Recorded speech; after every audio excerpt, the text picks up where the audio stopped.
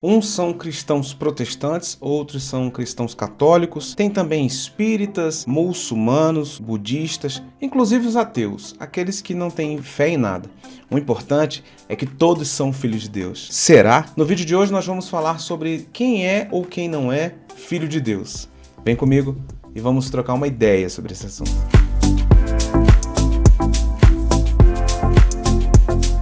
Fala, meus equilibrados, tudo bem com vocês? Espero que sim, Pastor Léo na área. E o vídeo de hoje é para a gente poder tirar essa dúvida à luz da palavra de Deus, o conceito de filiação a Ele. Cada religião tem um argumento, cada religião tem uma proposta, porém nós que cremos na Bíblia Sagrada como palavra de Deus, temos a resposta ali, e é nela que nós vamos navegar aqui. E se você gosta desse tipo de conteúdo, então deixa o seu like, se inscreva no canal se você ainda não é inscrito e compartilhe para aqueles seus 37, 38 amigos, beleza? A primeira coisa para poder deixar claro essa conversa é que a Bíblia Sagrada vai nos dar duas coisas distintas. A primeira é a filiação e a segunda é a criação. Existe sim uma enorme diferença entre criação e filiação. Sobre criação, olha o que a Bíblia diz lá no seu iniciozinho, logo na primeira página da sua Bíblia, lá em Gênesis capítulo 1, verso 27, diz assim, olha, e criou Deus o homem à sua imagem, a imagem de Deus o criou, homem e mulher os criou. Nós somos imagem e semelhança de Deus. O que é ser imagem e semelhança de Deus? É nós termos a capacidade de discernimento como Deus nos permitiu. Nós somos uma espécie criadora. Talvez você possa ver um João de Barro construindo a sua casinha ali e fala, nossa, ele é um baita criador, né? Mas ele não vai passar disso. Você nunca vai ver um passarinho criando um telescópio, por exemplo. Os animais, eles têm poder de caça, instintos incríveis, uma coisinha ou outra eles conseguem fazer, mas eles não têm sabedoria. Eles não têm capacidade de aprendizado no nível que nós, seres humanos, temos. E é nisso que nós somos imagem e semelhança de Deus. E não na questão física, né? Não no antropomorfismo, ou seja, não nas capacidades físicas. Não é, os olhos de Deus, eu tenho olhos. As mãos do Senhor, eu tenho mão. Não é nisso.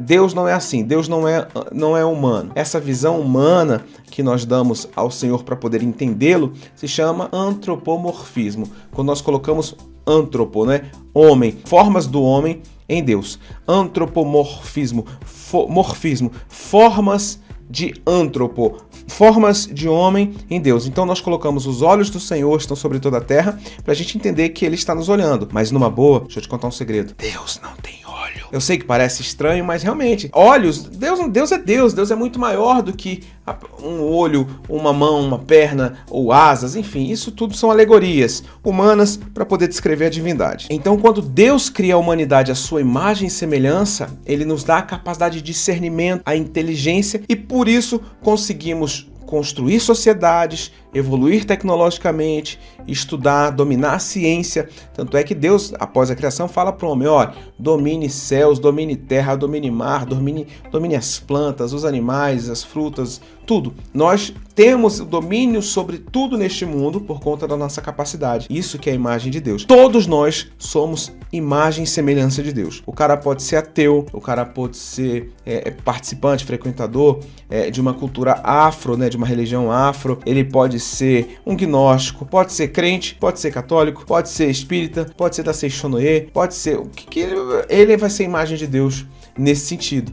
Mas ainda assim, todos eles são criação de Deus. Então todos nós somos criação. Agora, como é que nós nos tornamos filhos de Deus? Aí tem um passo a passo e eu quero te mostrar aqui. Quando Deus criou o homem ali no Éden, né? Eva, aquela cena maravilhosa, aquele momento incrível no relacionamento divino, as coisas estão fluindo 100%, mil maravilhas, mas algo tira o homem da rota, algo tira o homem do propósito de Deus, que é o quê? O pecado. O pecado vai desconectar o homem de Deus, o pecado vai afastar o homem de Deus. Nesse momento, o homem perde a sua filiação.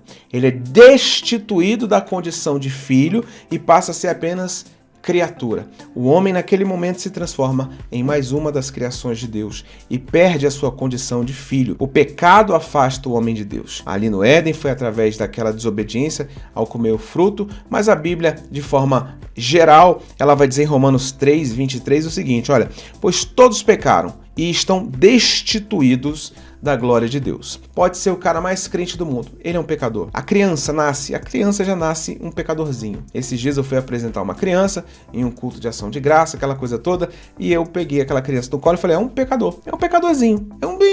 É claro que a natureza pecaminosa, não o seu espírito, até porque eventualmente crianças também, infelizmente, morrem. E uma criança, mesmo nascendo numa natureza pecaminosa, uma criança vai para o inferno quando morre?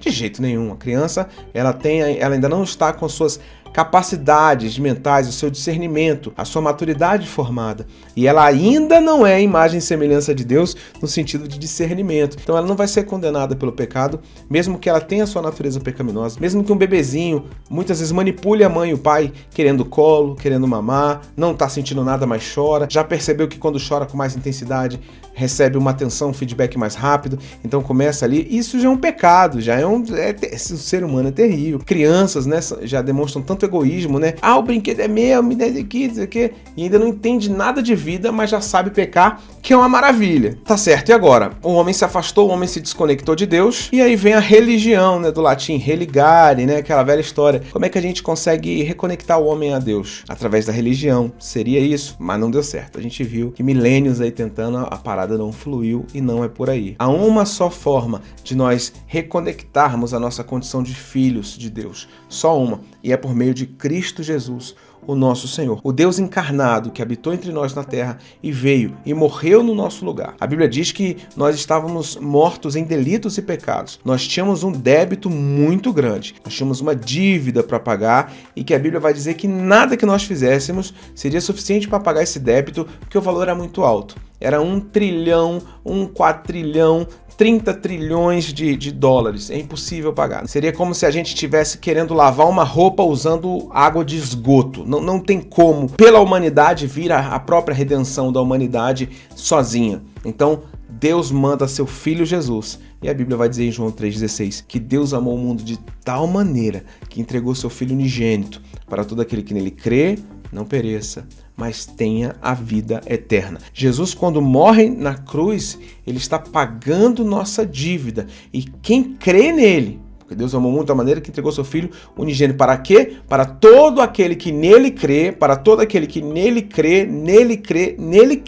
não pereça, mas tenha a vida eterna. Então eu preciso nele crer, eu preciso crer em Jesus como meu Senhor e como meu Salvador. E se então assim eu faço, eu o recebo. E a Bíblia vai dizer em João 1:2 o seguinte: mas a todos quantos o recebeu, deu-lhes o poder de serem feitos filhos de Deus, aos que creem no seu nome. Como é que eu me torno filho de Deus? O texto está dizendo aqui, quando eu creio no seu nome. A filiação vem quando nós entregamos a nossa vida a Jesus e a partir de Cristo Jesus nós nos tornamos filhos de Deus. A nossa adoção em Deus, a nossa reconexão, nós voltamos para os braços do Pai a partir do momento que nós nos filiamos em Cristo Jesus. Não há outra forma de ser filho de Deus se nós não tivermos Cristo Jesus no nosso coração. Não é, não, então você é evangélico, você é católico. Não, tem muito cristão que vai para o inferno, meu amigo. Isso aí é inevitável. E sem dúvida, teremos muitas pessoas que não participaram desse ambiente religioso, mas que viveram o evangelho de Cristo, que expressaram o caráter de Cristo, que se comportaram como Cristo nos ensinou a nos comportar, e nós vamos encontrar no céu, porque refletiram mais Cristo do que muitos que se dizem religiosos. Então, filhão de Deus, você que está aí, se conserte do seu mau caminho, do seu pecado, toma tendência aí na sua vida, né? Como minha mãe gosta de falar, toma tendência, não como uma mera criação, mas sim como filho de Deus.